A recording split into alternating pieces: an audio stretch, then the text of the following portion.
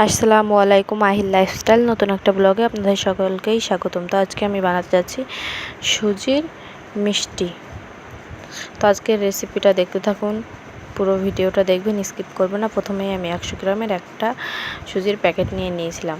তো এরপর আমি কড়াইতে সামান্য পরিমাণ ঘি দিয়ে দিলাম। তো আমি একটু ঘিটা এদিক ওদিকে করে নিয়ে আমি এতে সুজিগুলো দিয়ে দেব। তো সুজিগুলো আমি দিয়ে খুব ভালোভাবে আমি সুজিগুলোকে নেড়ে চেড়ে সময় নিয়ে ভেজে নেব। এটা সুজির মিষ্টি রেসিপি, তো পুরো ভিডিওটা দেখতে থাকুন, স্কিপ করবেন না, তাহলে কিন্তু বুঝতে পারবেন না আমি কিভাবে সুজির মিষ্টি রেসিপিটা বানাচ্ছি। তো দেখতে থাকুন ভিডিওটা। আমি সুজিগুলো খুব ভালোভাবে নেড়ে চেড়ে ভেজে নিই।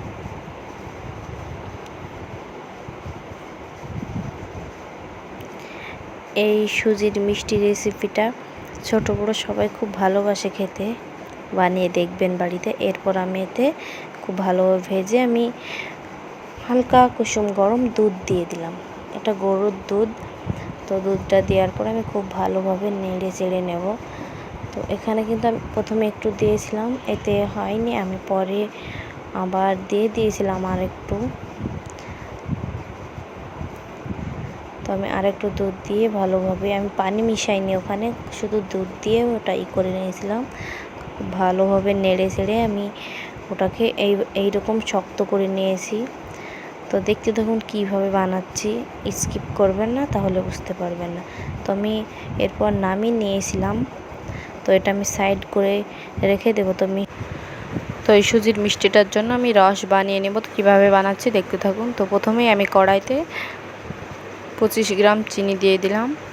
এরপর আমি আলতো হাতে ছেঁচকি দিয়ে নাড়ব আর একটু অপেক্ষা করব, দিয়ে আস্তে আস্তে চিনিটা গলে কিন্তু ক্যারামেল হতে লাগবে। তো এখানে আমি কোনো রকম পানি ইউজ করিনি, আপনারাও পানি দেবেন না, দেখবেন এমনি চিনিটা এইভাবে গলে যাচ্ছে। তো আমি ভালোভাবে এটাকে গলিয়ে নেব আলতো হাতে নেড়ে চেড়ে।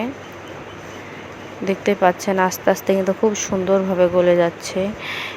এখানে কিন্তু কোনো রকম পানি ইউজ করা যাবে না, শুধু চিনিটা আপনি আপনি গলে এরকম সুন্দর হয়ে যাবে। তো দুধটা এবার আমি দিয়ে দেব। হয়ে গেছে, এই পর্যায়ে দেখবেন লাল লাল হয়ে গেছে, মানে হয়ে গেছে। এর থেকে বেশি জাল করতে গেলে কিন্তু তিতো হয়ে যাবে, তিতো হয়ে গেলে ভালো লাগবে না খেতে। তাই এবার আমি এতে দুধ দিয়ে দেব। আমি দুধটা দিয়ে দিলাম, দিয়ে আমি খুব ভালোভাবে একটু নেড়ে চেড়ে ফুটিয়ে নেব। তো এর আগে আমি কিন্তু দুটো এখানে মশলা অ্যাড করব। দুটো মশলা মাছ দিয়ে হালকাভাবে ফাটিয়ে নিয়ে এখানে আমি অ্যাড করব। তো দেখতে থাকুন। তো এই তো দুটো মশলা আমি হালকা মাছ দিয়ে একটু ফাটিয়ে নিচ্ছি,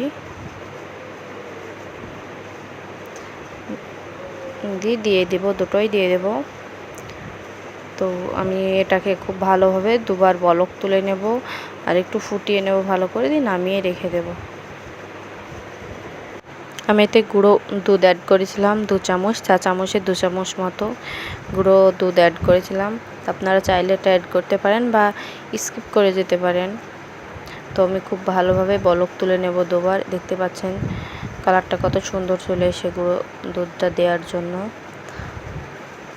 তো এটা আমার বলক তোলা হয়ে গেছে, আমি এটা নামিয়ে সাইড করে রেখে দেবো। তো এরপর আমি সুজিটা নামিয়ে সাইড করে রেখেছিলাম, ওটা খুব সুন্দরভাবে ঠান্ডা হয়ে গেছে।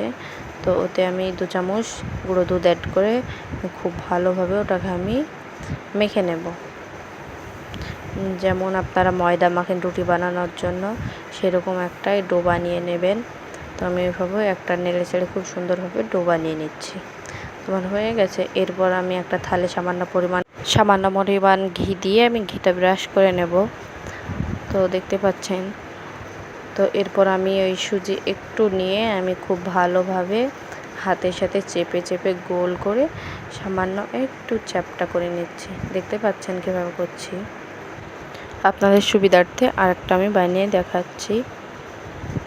তো আমি একটু ময়দা নিয়ে হাতে খুব চেপে চেপে গোল করে একটু চাপ দিয়ে সামান্য পরিমাণ চ্যাপ্টা করে নিলাম। তো একে একে আমি সবগুলো এইভাবেই তৈরি করে নিয়েছিলাম। তো এরপর আমি কড়াই তেল দিয়ে দিলাম। কড়াটাকে খুব হাই হিটে আমি গরম করে নিয়েছিলাম। তো তেলটাকে আমি খুব ভালোভাবে গরম করে নিয়েছিলাম।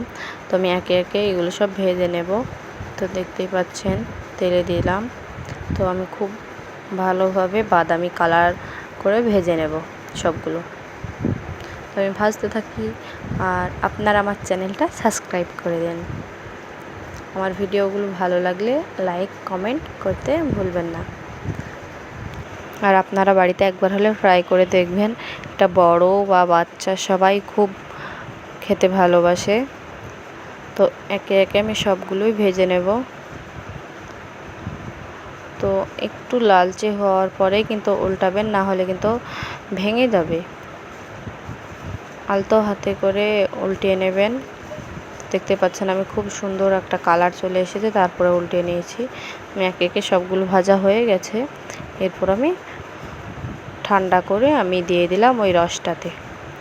তো আমি দিয়ে আমি সাইড করে রেখে দেবো, আর আধ ঘন্টা বাদ দিয়ে আবার দেখা হচ্ছে।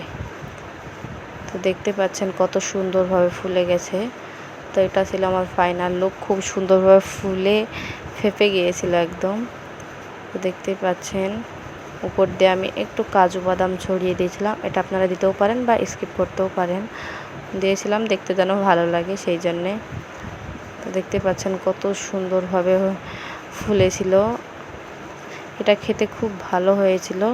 তো আমার ভিডিওগুলো ভালো লাগলে লাইক করতে ভুলবেন না। আজকে তাহলে আসি, পরের একটা ব্লগে আবার দেখা হচ্ছে। ভালো থাকবেন, সুস্থ থাকবেন। পরের একটা ভিডিওতে আবার দেখা হচ্ছে আপনাদের সঙ্গে।